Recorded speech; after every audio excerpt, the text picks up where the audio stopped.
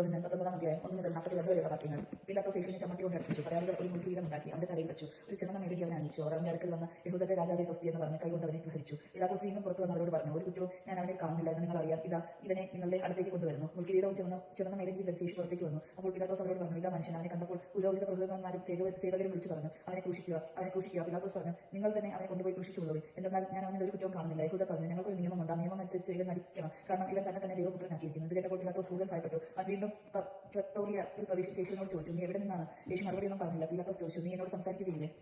നിന്നെ സ്വതന്ത്രനാക്കാൻ ക്രൂശിക്കാൻ എനിക്ക് അധികാരമുണ്ടെന്ന് അറിഞ്ഞുകൂടെ? യേശു പ്രതിവച്ചു, ഉന്നതത്തിൽ നിന്ന് നൽകപ്പെട്ടിട്ടില്ലായിരുന്നുവെങ്കിൽ എന്റെ മേലൊരു അധികാരവും നിനക്ക് ഉണ്ടാകുമായിരുന്നില്ല. അതിനാൽ എന്നെ നിന്ന കേൾപ്പിച്ചവന്റെ പാപം കൂടുതൽ ഗൗരവമുള്ളതാണ്. അപ്പോൾ പീലാത്തോസ് അവനെ വിട്ടയക്കാൻ ശ്രമമായി. എന്നാൽ യഹൂദർ വിളിച്ചു പറഞ്ഞു, അവനെ മോചിപ്പിക്കുന്ന പക്ഷം നീ സീസറിന്റെ സ്നേഹിതനല്ല, തന്നെ രാജാവാക്കുന്ന ഏവനും സീസറിന്റെ വിരോധിയാണ്. ഈ വാക്കുകൾ കേട്ടപ്പോൾ പീലാത്തോസ് യേശുവിനെ പുറത്തേക്ക് കൊണ്ടുവന്ന് കൽത്തളം ഹെബ്രിയ ഭാഷയിൽ ഷബ്ബാദ എന്ന് വിളിക്കപ്പെടുന്ന സ്ഥലത്ത് ന്യായസനത്തിലിരുന്നു. അന്ന് പെസഹയുടെ ഒരുക്കത്തിനുള്ള ദിവസമായിരുന്നു. അപ്പോൾ ഏകദേശം 6 മണിക്കൂറും അവൻ യഹൂദരോട് പറഞ്ഞു, ഇതാ നിങ്ങളുടെ രാജാവ്. അവർ വിളിച്ചു പറഞ്ഞു, കൊണ്ടുപോകും, അവനെ കൊണ്ടുപോകും, കുരിശിൽ തറയ്ക്കും. പീലാത്തോസ് അവരോട് ചോദിച്ചു, നിങ്ങളുടെ രാജാവിനെ ഞാൻ ക്രൂശിക്കണമെന്നോ? പുരോഹിത പ്രഭുക്കന്മാർ പറഞ്ഞു, സീസറിനല്ലാതെ ഞങ്ങൾക്ക് വേറൊരു രാജാവല്ല. അപ്പോൾ അവൻ യേശുവിനെ ക്രൂശിക്കാനായി അവർക്ക് വിട്ടുകൊടുത്തു. യേശുവിനെ ക്രൂശിക്കുന്നു. അവർ യേശുവിനെ ഏറ്റുവാങ്ങി. അവൻ സ്വയം കുരിശ് ചുമന്നുകൊണ്ട് തലയോടിടം ഹെബ്രായ ഭാഷയിൽ ഗോത്ത എന്ന് വിളിക്കപ്പെടുന്ന സ്ഥലത്തേക്ക് പോയി.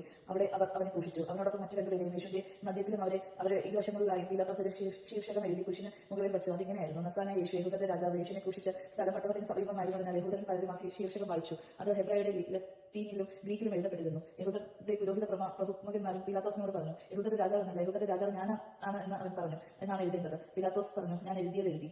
പടയാളികൾ യേശുവിനെ ക്രൂശിച്ചതിന് ശേഷം അവന്റെ വസ്ത്രങ്ങൾ 4 ഭാഗിച്ചു. ഓരോ പടയാളിക്കും ഓരോ ഭാഗം. അവന്റെ അങ്കിയും അവൻ എടുത്തു. അതാകട്ടെ തുന്നലില്ലാത്ത മുകൾ മുതൽ അടിവരെ നെയ്തുണ്ടാക്കിയതായിരുന്നു. ആകയാൽ അവർ പരസ്പരം പറഞ്ഞു, നമുക്ക് അത് കീറേണ്ട, പകരം അത് ആരുടേത് അയക്കണമെന്ന് കൂടിയിട്ട് തീരുമാനിക്കാം. എന്റെ വസ്ത്രങ്ങൾ അവർ ഭാഗിച്ചെടുത്തു. എന്റെ അങ്കിക്ക് വേണ്ടി അവർ കൂടിയിട്ടു.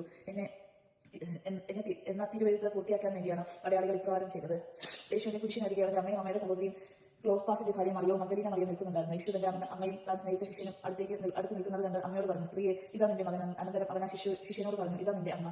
അപ്പോൾ മുതൽ ആ ശിഷ്യൻ അവളെ സ്വന്തം ഭവനത്തിൽ സ്വീകരിച്ചു. യേശുവിന്റെ മരണം അനന്തരം എല്ലാം നിറവേറിക്കഴിഞ്ഞ് എന്ന് അറിഞ്ഞ തിരുവെഴുത്ത് പൂർത്തിയാക്കാൻ വേണ്ടി യേശു പറഞ്ഞു, എനിക്ക് ദാഹിക്കുന്ന ഒരു പാത്രം നിറയെ വിനാഗിരി അവിടെ ഉണ്ടായിരുന്നു. അവർ വിനാഗിരിയിൽ കുതിർത്ത ഒരു നീർപ്പഞ്ഞി ഹിസോപ്പ് ചെടിയുടെ തണ്ടിൽ വെച്ച് അവന്റെ ചുണ്ടോട് അടുപ്പിച്ചു. യേശു വിനാഗിരി സ്വീകരിച്ചു പറഞ്ഞു, എല്ലാം പൂർത്തിയാക്കിയിരിക്കുന്നു. അവൻ തലചായ്ച്ച ആത്മാവിനെ സമർപ്പിച്ചു. പാർശ്വം പിളക്കപ്പെടുന്നു.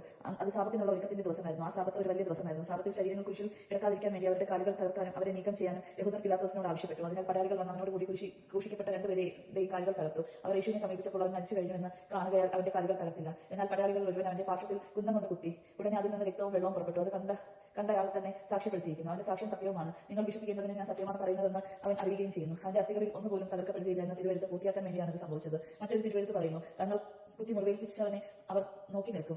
യേശുവിനെ സംസ്കരിക്കുന്നു. യഹൂദരോടുള്ള ഭയം നിമിത്തം യേശുവിന്റെ രഹസ്യ ശിഷ്യനായി കഴിഞ്ഞിരുന്ന അരിമത്യാക്കാരൻ ജോസഫ് യേശുവിന്റെ ശരീരം എടുത്തു മാറ്റാൻ പീലാത്തോസിനോട് അനുവാദം ചോദിച്ചു. പീലാത്തോസ് അനുവാദം നൽകി. അവൻ വന്ന ശരീരം എടുത്തു മാറ്റി. യേശുവിനെ ആദ്യം രാത്രിയിൽ ചെന്ന് കണ്ട നിക്കോദേമോസും അവിടെ എത്തി. മീറയും ചെന്നിനായകവും ചേർന്ന് ഏകദേശം 100 റാത്തൽ സുഗന്ധദ്രവ്യവും അവൻ കൊണ്ടുവന്നിട്ടുണ്ടായിരുന്നു. അവർ യേശുവിന്റെ ശരീരം എടുത്ത് യഹൂദരുടെ സംസ്കാര രീതി അനുസരിച്ച് സുഗന്ധദ്രവ്യങ്ങളോടുകൂടെ കച്ചയിൽ പൊതിഞ്ഞു. അവർ ക്രൂശിക്കപ്പെട്ട സ്ഥലത്ത് ഒരു തോട്ടമുണ്ടായിരുന്നു. ആ തോട്ടത്തിൽ അതുവരെ ആരെയും സംസ്കരിച്ചിട്ടില്ലാത്ത ഒരു പുതിയ കല്ലറയുണ്ടായിരുന്നു. യഹൂദരുടെ ഒരുക്കത്തിന്റെ ദിനമായിരുന്നതിനാലും കല്ലറ സമീപത്തായിരുന്നതിനാലും അവർ യേശുവിനെ അവിടെ സംസ്കരിച്ചു. ദൈവജനമാണ് നാം കേട്ടത്. നമുക്ക് ദൈവത്തെ സ്തുതിക്കാം.